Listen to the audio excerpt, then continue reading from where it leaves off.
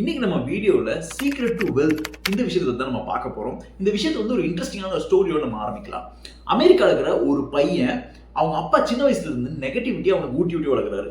பணங்கிறது ரொம்ப கஷ்டமான விஷயம், பணம் வந்து கெட்டவங்ககிட்ட தான் இருக்கும், பணம் சம்பாதிக்கிறது ஈஸி இல்லை, பணம் என்ன உனக்கு மரத்துலையா காய்க்குது, நீ என்ன பெரிய ஜான் டி ராக்கஃபெல்லரா, நம்ம ஊர்ல பேசுவோம்ல, நீ என்ன பெரிய அம்பானியான்னு கேட்கிற மாதிரி சின்ன வயசுல இருந்தே பணத்தை பத்தி ஒரு நெகட்டிவான பிலீஃப்ல அவனை வளர்க்குறாரு. இந்த பையன் பெருசாகி அதே மாதிரி தான் வராரு. ஹார்ட் ஒர்க் பண்ணாதான் பணம் கிடைக்கும், பணம் சம்பாதிக்கிறவங்களா கெட்டவங்க, பணத்தை அவ்வளவு சீக்கிரமா சம்பாதிக்க முடியாதுன்னு அவன் மைண்ட்ல ஹார்ட் ஒயர் ஆயிடுது. கிளிமெண்ட் ஸ்டோனுங்கிற ஒரு மனுஷன் வந்து இவங்களோட ஃப்ரெண்ட் ஆகுறாரு.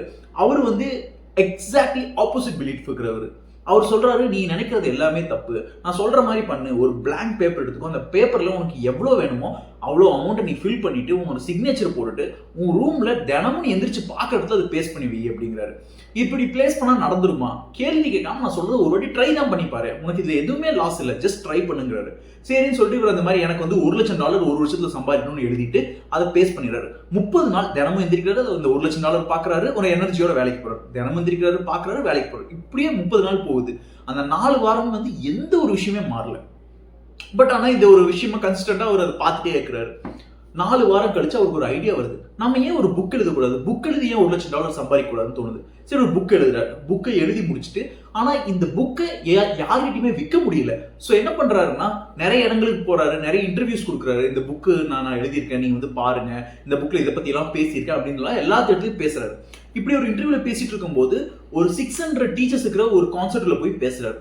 அதுல ஒரு டீச்சர் ரொம்பவே இன்ஸ்பயர் ஆகி, எனக்கு உங்க புக்கு ரொம்ப பிடிச்சிருக்குது, நான் அதை பத்தி ஒரு இன்டர்வியூ நான் பர்சனலா எடுக்கணும்னு நினைக்கிறேன், எனக்கு கொஞ்சம் டைம் கொடுக்க முடியுமான்னு கேட்கணும்னே இவரு ஓகே நல்லா இருக்கே வந்து எடுங்க அப்படிங்கிறாரு.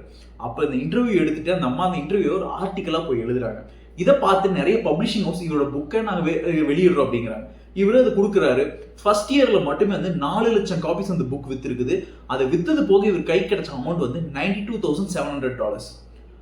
அதாவது $1,00,000 $7,000 கம்மியா இவர் கையில அமௌண்ட் வருது.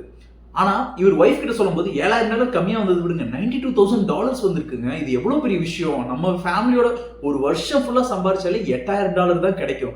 ஆனா நீங்க இந்த ஒரே வருஷத்துல $92,000 சம்பாதிச்சிருக்கீங்க, இது எவ்வளவு பெரிய விஷயம். அப்ப இந்த யூனிவர்ஸ் வேலை செய்யுது. நீங்க இன்னும் கொஞ்சம் பெருசா கேளுங்க, $1 million கேட்போம், அதாவது இதை விட 10 மடங்கு கேட்டுப்போம் அப்படின்னு சொல்லிட்டு அவர் அதே மாதிரி 10 million வேணும்னு சொல்லி ஒரு போர்டில் வைக்கிறாரு. 30 நாள் அதே மாதிரி நடக்குது. அடுத்த வருஷம் அவரோட சேல்ஸ் எவ்வளவுன்னு கேட்டா நீங்க அசந்து போயிருவீங்க. அந்த கம்பெனி பப்ளிஷிங் ஹவுஸே வந்து இவருக்கு $1 million ஒரு ஸ்மைலி ஃபேஸோட ஒரு செக்கை தராங்க. இதுல அந்த ஆத்தர் வேற யாருமே இல்ல, சிக்கன் சூப் ஃபார் சோல்ங்கிற புக் சீரிஸ் எழுத ரொம்பவே ஃபேமஸான புக் சீரிஸ் எழுதுன ஜாக் கேன்ஃபீல்ட் அந்த ஆத்தர். இது வந்து ஒரு ரியல் ஸ்டோரி, இதுல அவர் வாழ்க்கையவே சேஞ்ச் பண்ணிடுச்சுங்கிறாரு. இதுல இருந்து என்ன தெரியுதுன்னா, உங்க யூனிவர்ஸ்ல வந்து இது எப்படி நடக்கும், அது எப்படி நடக்கும் கேள்வி எல்லாம் கேட்கறத விட்டுருங்க. இது அதிகமா யூஸ் பண்றதை விட்டுட்டு நம்புங்க, பிலீவ் பண்ணுங்க, ஃபீல் பண்ணுங்க. இதை நம்மளுக்கு கிடைக்க போது நீங்க ஃபீல் பண்ணணும்.